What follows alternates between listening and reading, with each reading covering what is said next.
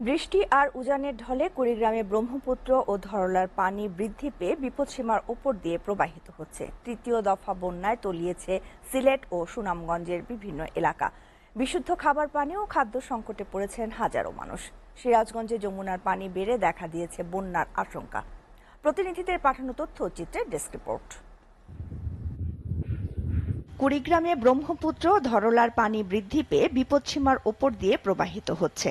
বন্যা সতর্কীকরণ কেন্দ্র জানায়, ব্রহ্মপুত্রের পানি চিলমারি পয়েন্টে ৫৯, হাতিয়া পয়েন্টে ৬৫ ও নুনখাওয়া পয়েন্টে ৬১ সেন্টিমিটার ওপর দিয়ে প্রবাহিত হচ্ছে। পানিবন্দী জেলার প্রায় ২০,০০০ পরিবার।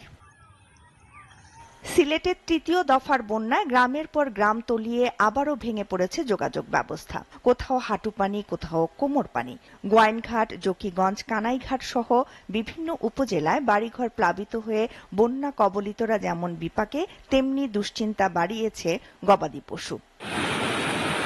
এদিকে টানা বৃষ্টি আর পাহাড়ি ঢলে দ্বিতীয় দফায় প্লাবিত হয়েছে সুনামগঞ্জের নিম্নাঞ্চল। জেলা সদরের সাথে তাহিরপুর, বিশ্বম্ভরপুর, মধ্যনগর, দোয়ারা বাজার ও সাল্লা উপজেলার যোগাযোগ বিচ্ছিন্ন রয়েছে। ঘরবাড়িতে পানি ওঠায় আশ্রয় কেন্দ্রে ছুটেছেন অনেকেই। বিশুদ্ধ পানি ও খাদ্য সংকটে বিপাকে পানিবন্দীরা। জামালপুরে যমুনার পানি বাহাদুরা বাঁধ পয়েন্টে বিপদসীমার ৫৫ সেন্টিমিটার উপর দিয়ে প্রবাহিত হচ্ছে। প্লাবিত হয়েছে দেওয়ানগঞ্জ, ইসলামপুর, সরিষাবাড়ি ও মাদারগঞ্জ উপজেলার নিম্নাঞ্চল। দেওয়ানগঞ্জে খোলাবাড়ি সড়ক ও মহারানী সেতুর প্রধান সড়ক ভেঙে বিচ্ছিন্ন রয়েছে যোগাযোগ ব্যবস্থা। নেত্রকোনায় টানা বৃষ্টি ও উজান থেকে নেমে আসা ঢলে কলমাকান্দার উবদাখালী নদীর পানি এখনও বিপদসীমার ৪৪ সেন্টিমিটার উপর দিয়ে প্রবাহিত হচ্ছে।